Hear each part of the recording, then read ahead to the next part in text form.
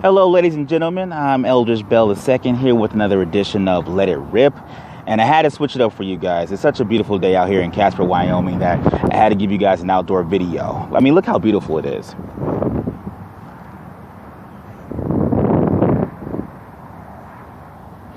All that literally a couple days ago was covered in snow. But let's get down to it. Game 5, Spurs versus Clippers. Great game. Probably the best game of the series so far. Gotta give a shout out to Tim Duncan, who at the age of 39 is still being relevant. I mean, let's not even say he's relevant. He's a huge factor in this series. I can't remember a player who's been as dominant as he has at the age of 39. Maybe Kareem, maybe. But the dude is putting up numbers and he's going to work. Coming in with a huge block on Blake Griffin at the end of the game, or towards the end of the game. The man's he's ageless. He's literally slapping Father Time in the face and saying, you know what, Father Time, you're overrated.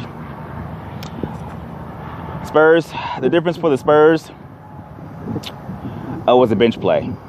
The bench players outplayed the Clippers bench players. Manu Ginobili was a factor with 14 points. Tony Parker was even huge at the end of the game where he hit a big shot. Kawhi Leonard was good as well, but he's not a bench player. He was good though.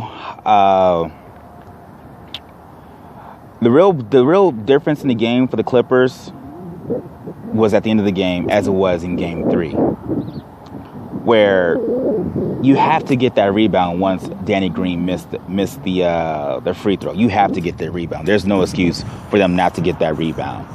Also,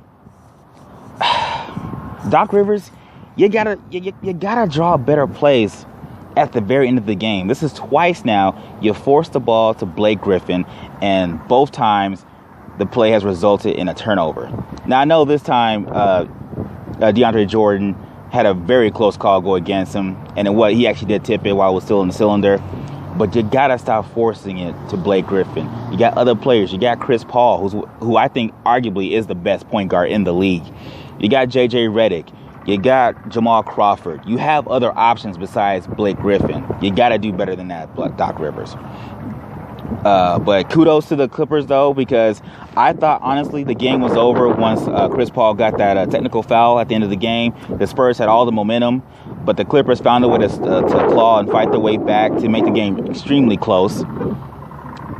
But going into Game 6, losing a game like that, losing 2 games in the closing seconds, where a game I thought they should have won, the Clippers that is, I don't know if they have enough heart. I will say I wouldn't be surprised if they force a Game 7, because in years past, because this year they have shown resiliency after games that they should have lost.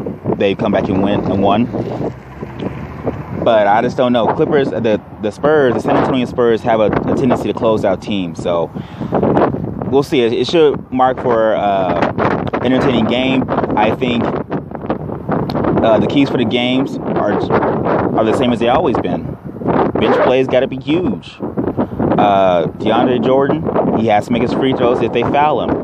Chris Paul has to be magnificent. Blake Griffin has to continue to be great, especially at the end of the game. He has to be more decisive in terms of not trying to just dunk over everybody. Just, play smart. If you don't have the option there, don't charge the rim. Pass it out. Doc Rivers, as I said, he has to draw better plays at the end of the game. You just got to do better. And the Spurs, bench play as well. Manu Ginobili has to continue to be a factor. Danny Green has to show up. Tony Parker has to show up. We'll see how this game turns out. I mean, I'm excited to see about it. I'm excited to see it. We'll see. Get your popcorn out, to quote T.O. Get your popcorn, because it's going to be a fight. Chris Paul doesn't like to lose, and the Spurs don't really make mistakes, which I hate because I'm a Lakers fan. But it's going to be an entertaining game nonetheless.